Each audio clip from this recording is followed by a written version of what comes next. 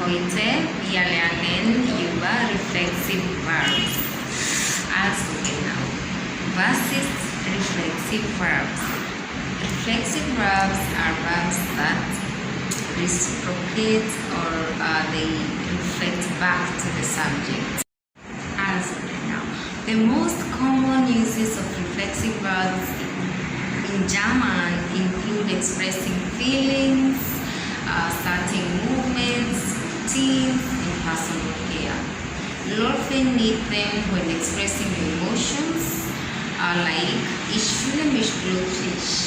Ich fühle mich glücklich. I feel happy. When mentioning body parts, like Ich habe mich am Knie verletzt. I injured my knee. When referring to internal or psychological process, like ich ernähre mich an das Konzert. Ich ernähre mich an das Konzert. I remember the concert. When describing everyday routines, for example, what you do in the bathroom, ich wasche mich jeden Morgen. I wash myself. Ich wasche mich jeden Morgen. Entschuldigung. While in English, often reflexive verbs are simplified the use of reflexive verbs. For example, in English we say I feel good, while the German equivalent is Ich fühle mich gut. Literally, I feel myself good. Yeah, at first that may seem strange, but it makes sense if you think about it. After all, feelings are sometimes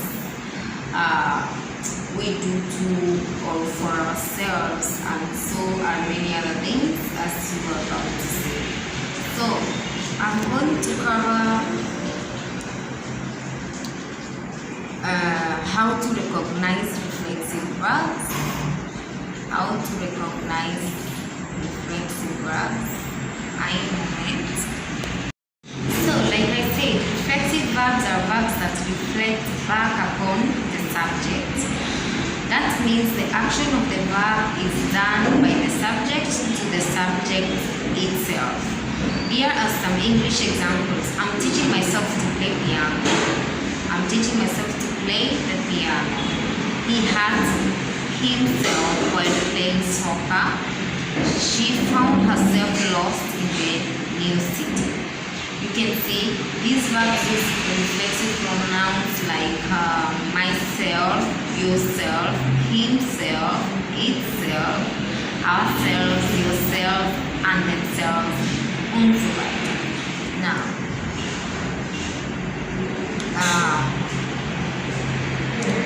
let's look how to recognize reflexive verbs. How to recognize reflexive verbs. You cannot use reflexive verbs without the reflexive pronouns. These reflexive pronouns, they go along with the reflexive verbs. So the reflexive pronouns are the markers that signal the subject is also the object of the action. In German, they vary depending on the grammatical case, accusative or dative. The person, first, second, or third, and the numeral singular or plural of the subject. So, how do you recognize reflexive verbs in German? Your first clue that you might be looking at a German reflexive verb is the reflexive pronoun. But you have to watch out. Yeah, the company of a reflexive pronoun doesn't automatically make the verb reflexive. It can also indicate an object case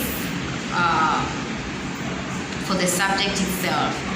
It's a plain non-reflexive verb. Zum Beispiel, ich sehe den Hund. I see the dog.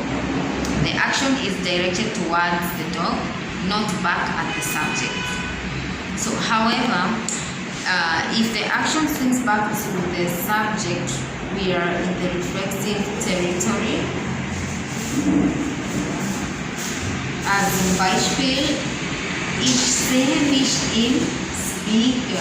Ich sehe mich im Spiegel. I see myself in the mirror. So it's reflecting back, or the action seems back to the subject.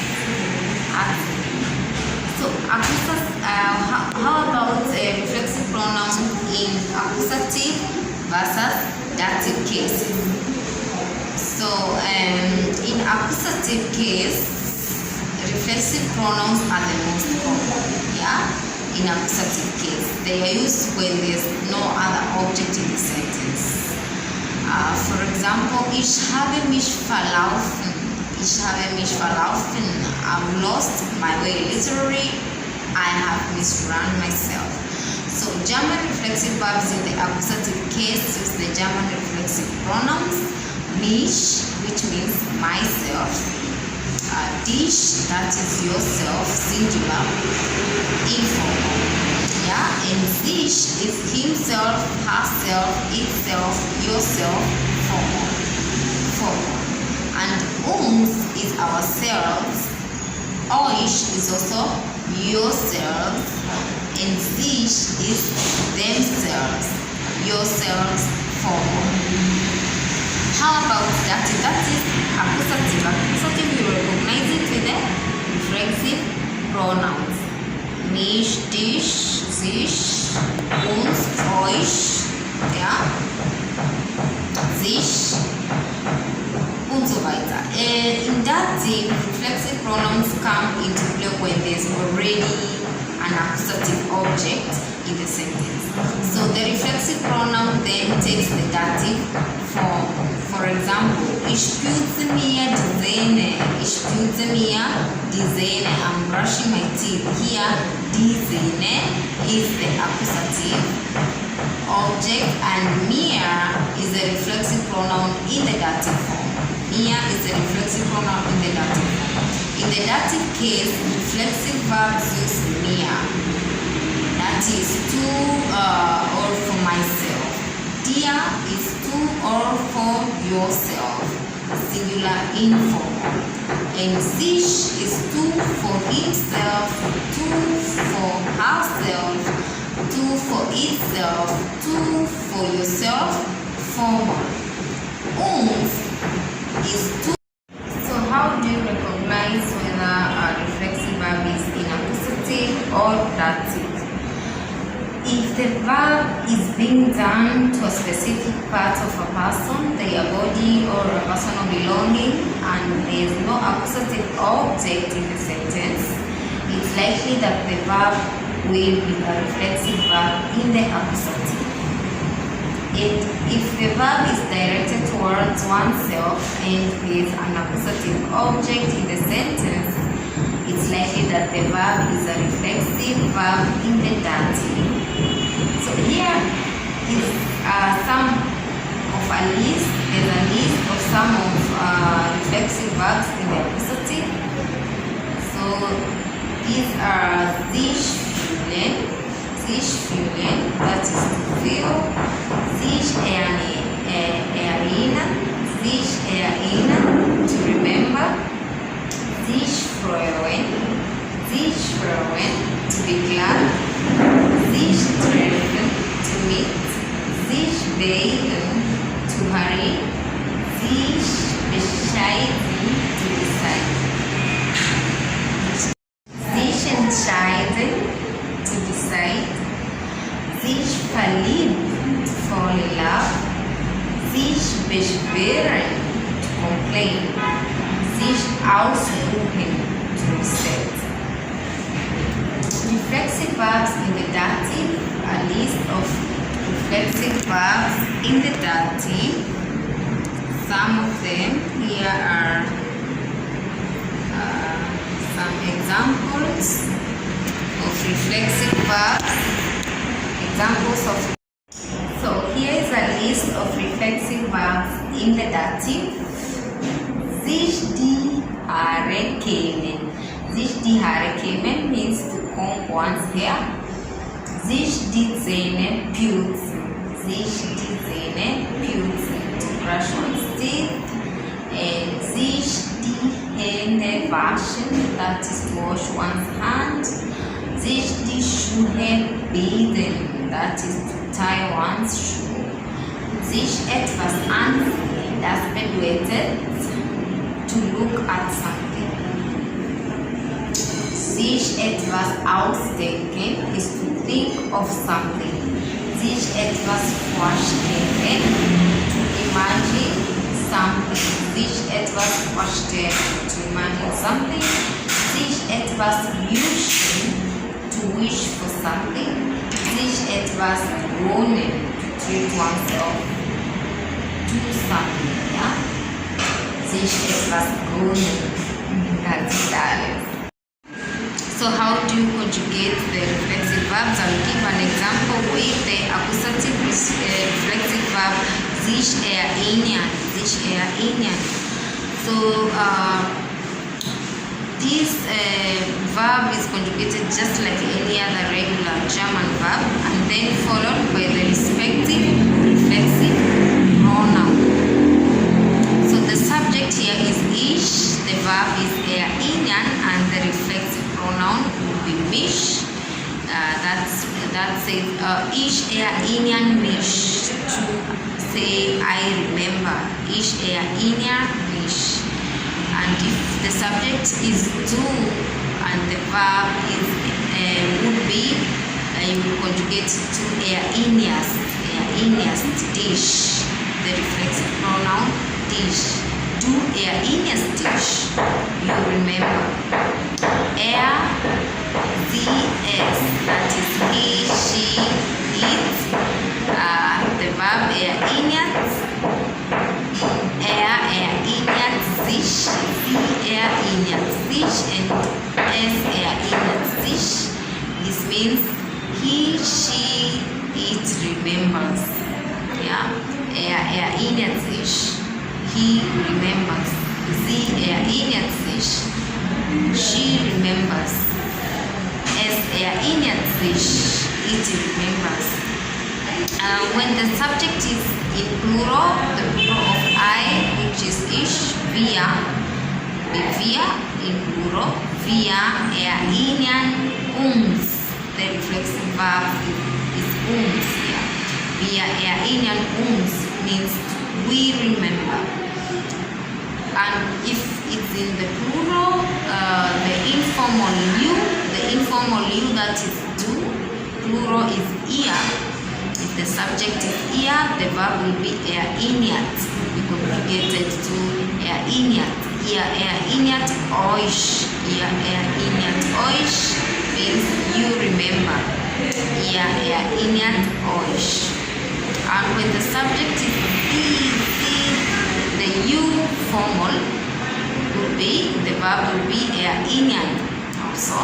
So this will be sie erinnern sich. Sie erinnern sich means not you, the formal plural, they, yeah, they. Sie erinnern sich, they remember. Sie erinnern sich, they remember. So that's how you conjugate the verbs, the reflexive verbs, just like any other regular verb, but you have to include the reflexive pronoun accordingly. The dative reflexive verb in the present tense. Now let's take a look at the dative reflexive verb. Sich Gedanken machen. Sich Gedanken machen. That is to contemplate. Sich Gedanken machen. Well, these expressions can mean think about something, worrying, or coming up with new ideas, and it literally translates to make oneself thoughts. Yeah, the thoughts means Gedanken auf Deutsch. The thoughts, Gedanken, are the accusative in the sentence.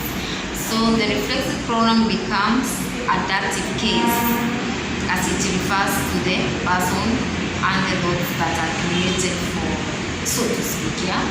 So let's look at a list of these.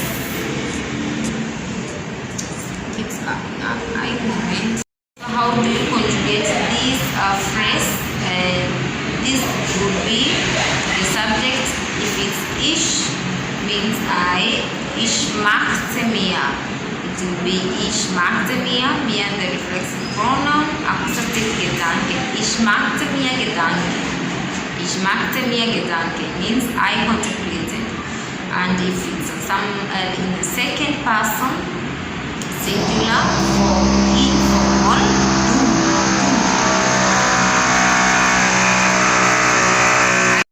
now second person singular do, the verb will be magtest dir, the reflexive pronoun dir.